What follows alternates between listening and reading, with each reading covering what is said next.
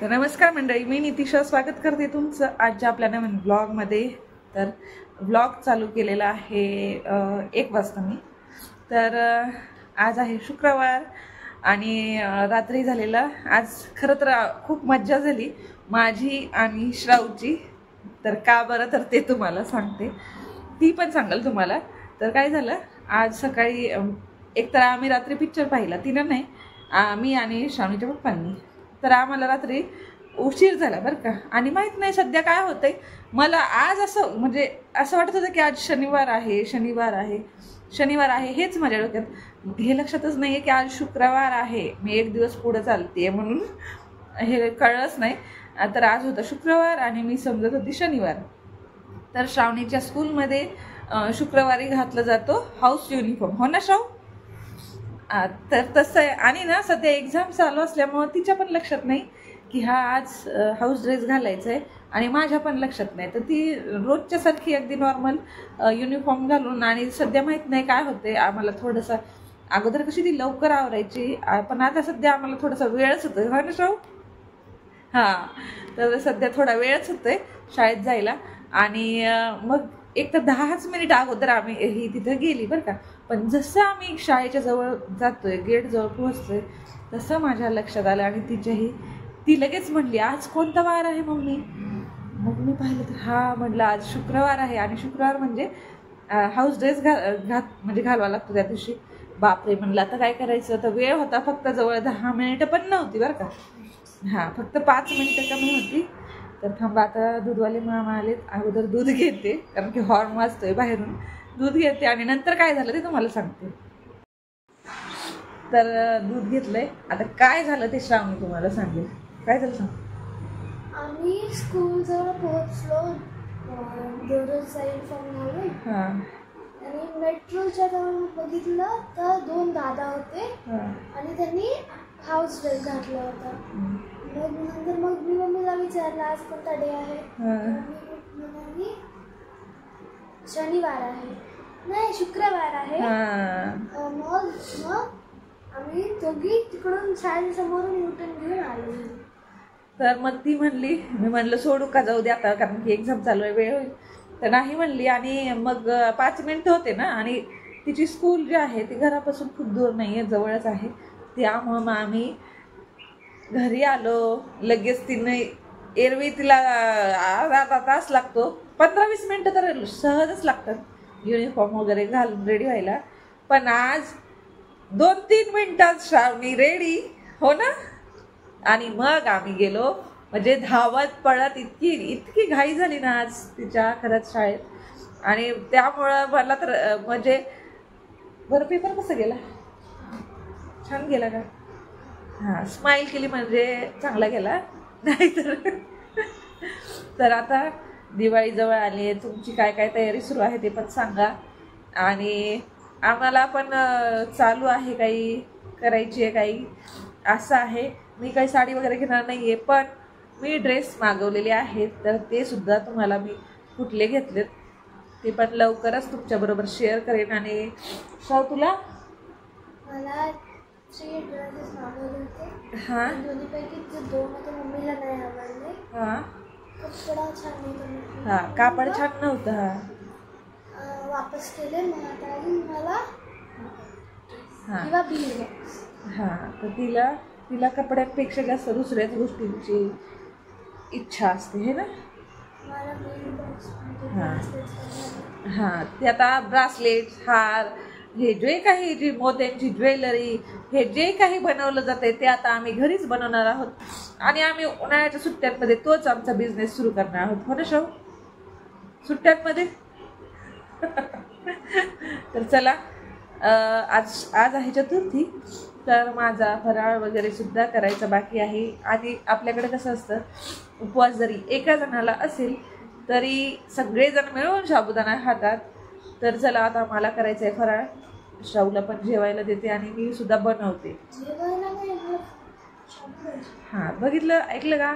तर चला, आता मला बनवायचं आहे, उसळ बनवायची आहे, आणि मग आता आम्ही फराळ करू। तर इथं ना मी तूप बनवलंय, तर छान आहे. एवढ्या वेळ मी मस्त लोणी काढलं आणि जी आपण रोज साई जमा करत असतो ना दुधावरची, तर त्याच दुधावरचं हे तूप आहे. तर आता इथं मी ठेवलं आहे. आता थोड्याच वेळात छान मस्तपैकी तूप होईल आणि हे झाल्यानंतर मी तुम्हाला दाखवते कसं झालं आहे ते. पातेलं मी खूप मोठं घेतलं आहे कारण की ना हे तूप सारखं असं उतू जात होतं, त्यामुळं म्हटलं चला थोडंसं मोठंच पातेलं घेऊयात. आणि हे बघा आता इथं तूप होतंय.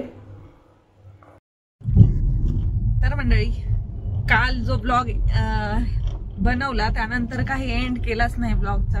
तर आज नेक्स्ट डे, तर आज आहे यांना सुट्टी, त्यामुळं आम्ही चाललोय कुठं पैसे खर्च करायला. ती पण मी एवढ्या आनंदात चालले त्यांना घेऊन, कारण की त्यांच्या घरी पैसे खर्च करायचे.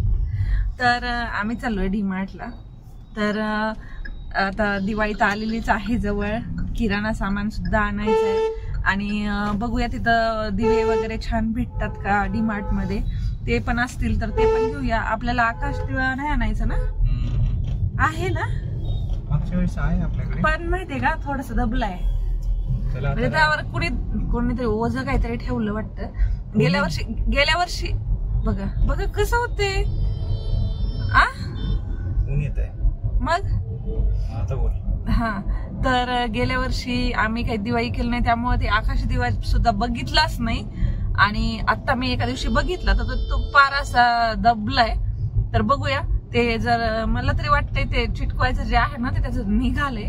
कारण की आम्ही मुलींनी जे स्कूल मधल्या मुलींनी बनवलेला होता ना तो खरेदी केला होता बरं का 2 वर्षापूर्वी. तर तोच आहे आणि जर जमला तर तोच बरोबर सुधारू त्याला, नाहीतर आज तर आणावंच लागणार आहे. आणि बाकी सुद्धा काय काय साहित्य आणणार ते सुद्धा तुम्हाला दाखवू. आणि तिथं ना व्लॉग नाही बनवता येत कारण की ते अलाउडच करत नाहीत. हो ना, पण माहित नाही बऱ्याचशा डीमार्ट मध्ये आम्ही आता बघतो तर तिथं अलाउड आहे ब्लॉग बनवायला, व्हिडिओ बनवायला. आता छोटे युट्यूबर आहेत ना म्हणून नाही पण छोटे असो किंवा मोठे असो अलाउड केलं तर सगळ्यांनाच करायला पाहिजे, किंवा मग कुणालाच नाही करायचं. पण आता राकेश दमानी याला आपण पाठवू. हा, तर डीमार्टचा मालक आहे, त्याला कंप्लेंट करू. हा, माझं नाव सांगा त्याला, मी काही भीत नाही. हा, तर असं आहे. त्यामुळे मग तिथं काय आम्ही ब्लॉग बनवणार नाही. आणि आज डीमार्टला तर भरपूर अशी गर्दी असणार आहे. आज यांना सुट्टी आहे, सुट्टी होती पण ते ऑफिसला गेलेलेच होते. दुपारच्या नंतर ते घरी आले. तर चला म्हटलं त्यांना मस्त चहा दिला, खुश केलं चहा देऊन. आणि चला म्हटलं आता आपण खरेदी करायला जाऊयात थोडस.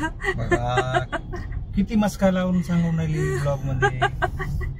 काय करावं, माणसांना मस्काच लावावा लागतोय असं आहे.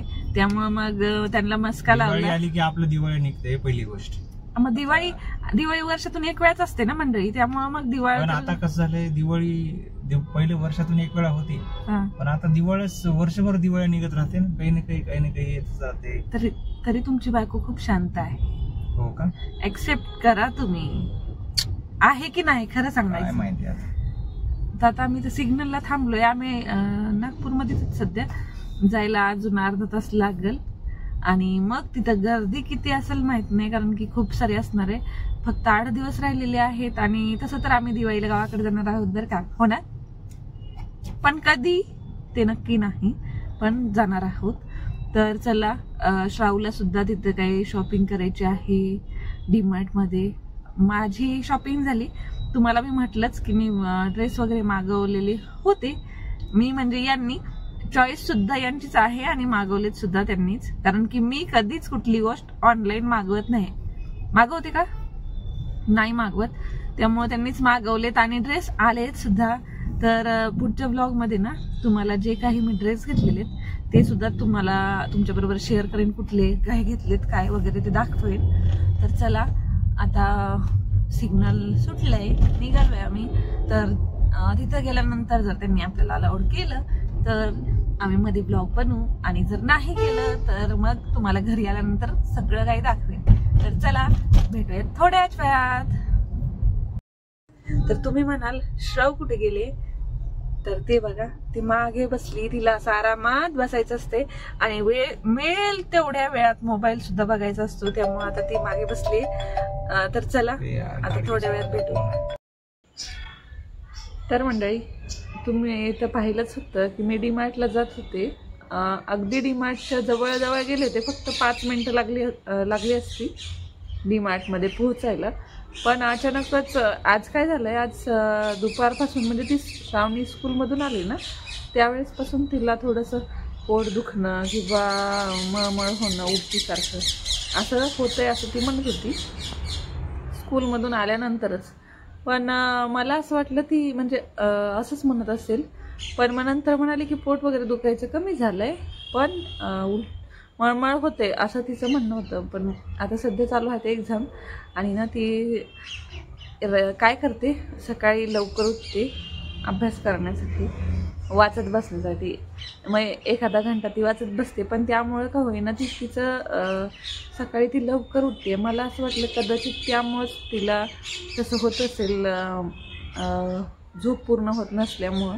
तरी आमच्या दोघांचंही चालू असायचं की राहू दे, उठू नको. पण नाही, तिला असं वाटायचं की नाही मला उठायचं आणि सकाळी उठून वाचलं म्हणजे लक्षात राहते असं तिचं म्हणणं सकाळच्या शांततेमध्ये. त्यामुळं मग ती उठत होती आणि मग मला असं वाटलं त्यामुळेच असेल. आणि आज तिला मी सकाळी टिफिन दिलेला होता, तो सुद्धा तिनं खाल्ला नाही. आणि म्हणजे स्कूलमधून आल्यानंतर तिनं सांगितलं की पोट दुखतंय, मळमळ होतंय वगैरे असं सांगत होती. मग त्यामुळे मग घरी आल्यानंतर तिला जेवायला वगैरे दिलं. मग म्हणली हा जरा आता कमी झालंय. मग आम्ही गेलो मग अशी डीमार्टला. तर तिचं दरवेळेस ती गाडीमध्ये बसली की असं म्हणत असते की मला कसं तरी होतंय, मला कसं तरी होते. मला वाटलं दरवेळेस सारखं ती तसंच म्हणते यावेळेस पण तसं काही झालं नाही. तिला खरंच उलटी होत होती यावेळेला. तर मग ती म्हणली खरंच मम्मी मला उलटी येते. मग गाडी बाजूला थांबवली, तिनं उलटी केली. मग ती म्हणली की आता नको, घरी चला वापस जाऊया. तर मग त्यामुळं आम्ही डीमार्टमध्ये गेलो नाही. अगदी 5 मिनटाच्या अंतरावर पोहोचलो होतो तरी मग डीमार्टमध्ये गेलो नाही. तिथून वापस आलो घरी. आणि मग आल्यानंतर घरी आल्यानंतर सुद्धा तिनं उलटी केली. त्यानंतर मग आता थोडी झोपली आतमध्ये. म्हटलं ठीक आहे तुला झोपतो थोडा वेळ. आणि असं काहीतरी झालं कालसुद्धा, म्हणजे माहीत नाही, कालसुद्धा असंच काहीतरी सुरू होतं. कालसुद्धा तुम्ही पाहिलं मी तूप बनवलं. ते बनवत असताना सुद्धा माहिती आहे का, मी फ्रीजमधून काढलं, 2-3 घंटे ते बाहेर ठेवलं आणि त्यानंतर मी तूप बनवायला घेतलं. मग ते तूप काय झालं, थंडगार होतं. त्यामुळे मग त्यात कोमट पाणी थोडंसं ॲड केलं. ते केल्यानंतर ते म्हणजे तसंच मी अगोदर मिक्सरला फिरवलं, पण ते काही होत नव्हतं. मग त्यात मी थोडंसं कोमट पाणी ॲड केलं. कोमट पाणी ॲड केल्यानंतर सुद्धा ते होईना. मग पुन्हा मी ते किती वेळ ते तसंच ठेवलं. पुन्हा मी संध्याकाळी ते बनवायला घेतलं तूप. पुन्हा कुठं ते झालं. म्हणजे फायनली काल आणि आज कुठलीच गोष्ट अशी नाही की एक वेळा केली आणि ती सक्सेसफुल झाली. ती 2-2 वेळा करावीच लागली. ती श्रावणीची स्कूल म्हणा किंवा तूप म्हणा किंवा हे आजचं डीमार्टचं हे झालं. तर बघूयात आता उद्या वगैरे यांना जसा वेळ मिळेल तेव्हा जाऊ. किंवा कारण की उद्यासुद्धा म्हणजे बरेचसे बाकीचे सुद्धा कामं आहेत ते करायचे. त्यांना गाडीसुद्धा सर्व्हिसिंगला टाकायची ते म्हणले. तर असे बरेच कामं. पुन्हा उद्या श्रावणीची पॅरेंट्स मीटिंग आहे, तिकडंसुद्धा जायचं आहे. तर बघू आता काय होतं आहे काय नाही. तर चला उद्या जे काही होईल ते तुमच्याबरोबर नंतर मी शेअर करेनच. तर आजचा व्लॉग मी याच ठिकाणी एंड करते. तुम्हाला आजचा व्लॉग कसा वाटला तर नक्की सांगा. व्हिडिओ आवडला असेल तर व्हिडिओला लाईक, शेअर आणि सबस्क्राईब करायला अजिबात विसरू नका. तर भेटूया आपण पुढच्या व्लॉगमध्ये. तोपर्यंत बाय.